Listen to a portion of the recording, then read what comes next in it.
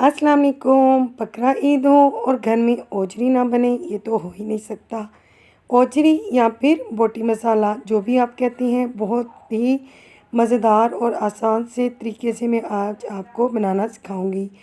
ओजरी की स्मेल को किस तरह से साफ़ करना है, तो ये भी मैं आपको बता दूं कि सबसे पहले मैंने यहाँ पर 1 किलो के करीब ओजरी ले ली थी। इसके ऊपर मैंने 1 चम्मच नमक और 2 चम्मच आटा गंदम का डालकर अच्छे से इसे मसल कर इसकी रगें वगैरह साफ़ कर ली थी। इसके बाद मैंने इसे उबलते खोलते हुए पानी में डालकर 1 से 2 दफ़ा वॉश कर लिया। तो हमारी जो ओजरी की स्मेल है वो बिल्कुल ख़त्म हो चुकी है।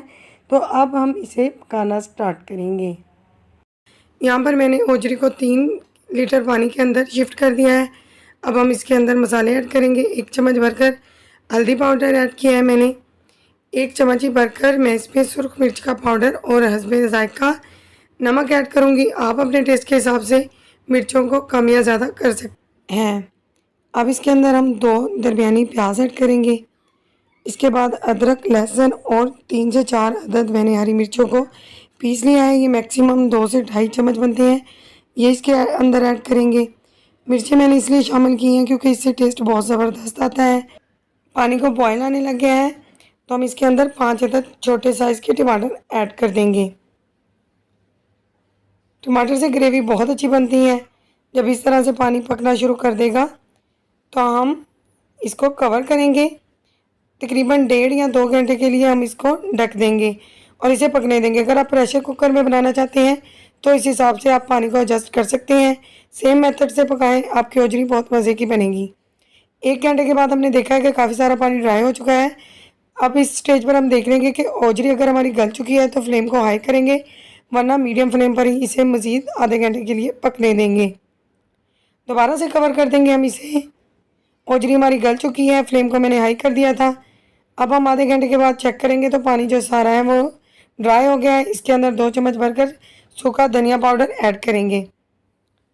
अब हमारी बारी है इसको भुनाई करने की। बहुत अच्छे से हमने इसको भूनना है, तो फिर इसकी खुशबू जो है बहुत ज़बरदस्त सी आएगी। इसमें मैंने 1 कप घी का शामिल कर दिया। आप चाहें तो कुकिंग ऑयल ऐड कर सकते हैं। अब हम इसे अच्छी तरह से भूनेंगे। तकरीबन गोश्त से ज़्यादा ये भूनना पड़ती है।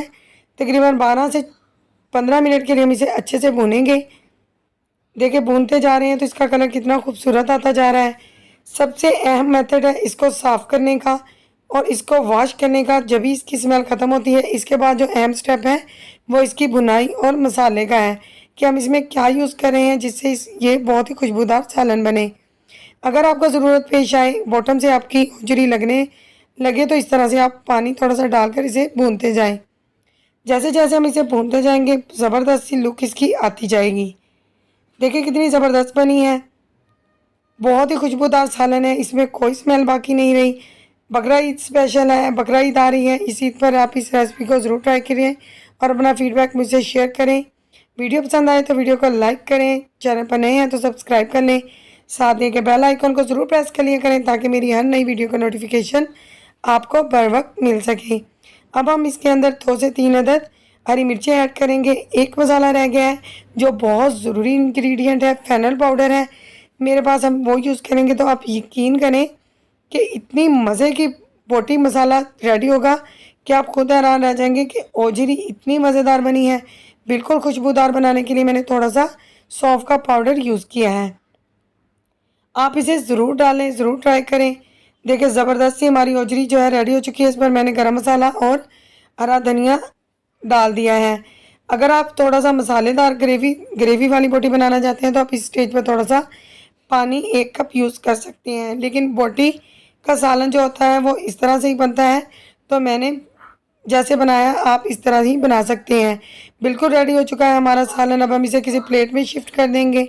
ज़रूर ट्राई कीजिएगा, अपना फीडबैक मुझसे ज़रूर शेयर कीजिएगा। देखिए लुक वाइज जितना अट्रैक्टिव है, खाने में इससे भी ज़्यादा डिलीशियस है। मिलते हैं इंशाल्लाह ताला किसी अच्छी सी यूनिक सी रेसिपी के साथ। दुआ में मुझे याद रखिएगा। Thanks for watching. अल्लाह हाफिज़।